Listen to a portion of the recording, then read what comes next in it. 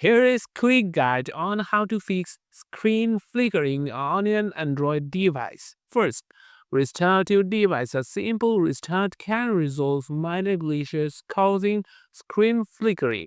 Power off your device, wait a few seconds and turn it back on. Check for updates. Ensure your Android operating system and apps are up to date. Go to settings, find software update or check the Play Store for app updates.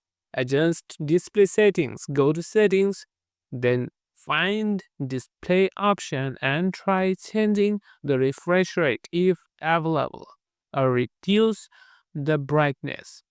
Disable auto brightness as it can sometimes cause flickering.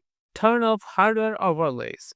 Enable developer options by tapping build number in About Phone 7 times. Then go to developer options and turn off disable HW overlays.